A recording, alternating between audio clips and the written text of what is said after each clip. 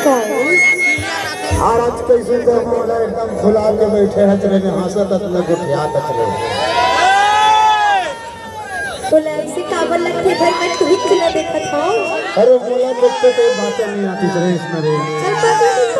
कहीं बोला ध्यान समझता कुछ ध्यान देने के किसी पर अगर आने पाने वाले देखा था तो गोठ न बात न कुछ न कहे खाली चद्दर हो के बैठे थे सुनना अब तो से कुछ मांगा तो देवे तो नहीं दिल बता जी अरे कोई भी चीज मांगो तो देवे कि नहीं कहा था पहली बता ले तो थोड़ा तो समझना चाहिए ना चीज बात दी के बात है ना पहली बता बताए पर ही जी ऐसे बताए पर ही जी ये तो दिल के मामले समझना चाहिए है बात ऐसा बिना बताए जो समझ देते चलने तो कैसे कैसे थी सही बताए मांगा तो देवे पहली बता दो सही तो बताए क्या पर ही कैसे तो बता दो संगरी अब कहा था तो बता दे था लेकिन जब बताओ ना तो तो देश ले हो तो पहली बता दा बताओ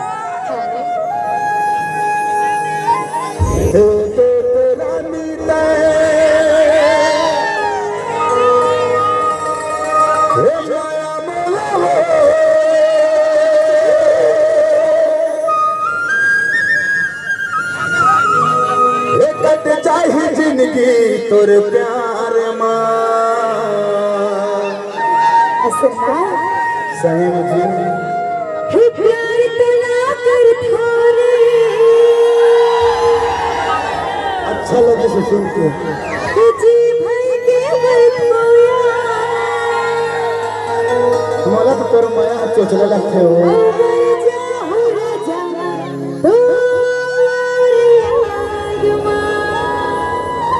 सुनना सुनना सुनना अरे मरे की जरूरत नहीं है रे अरे सुघर जिंदगी लेके संग पहाड़ में दिखा रहे ऐसे सही में दे दे दे रानी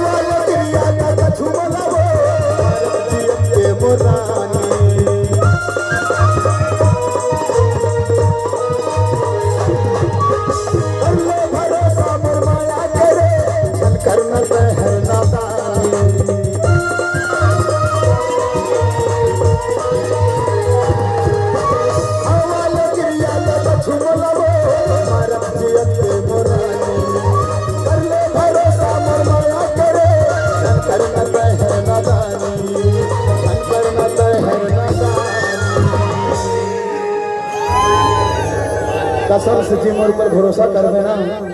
इसे अरे भरोसा करके देखे बार करता तभी तो कहा था पगला प्यार तुला कर थारे जी भर के बैठाया मैं जाऊं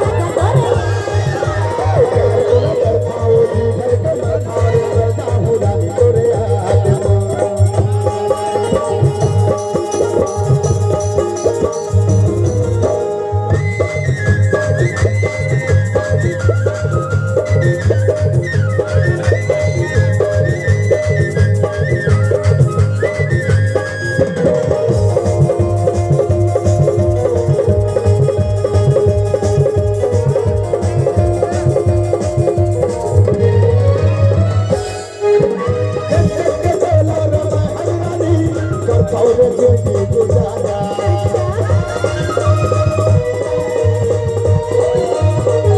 आजा मेरे गोरी नहीं हमारे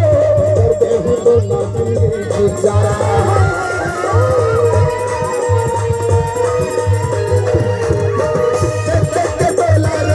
करता हूँ जिंदगी गुजारा आजा ना वो मोरे बहना मरे दे माया की सहारा ए प्यार तो न कर थोरे मोरंसू ओ जी भर के मर थोरे मोर जानू ओ मर जाहू रे घूरी तोर प्यार मां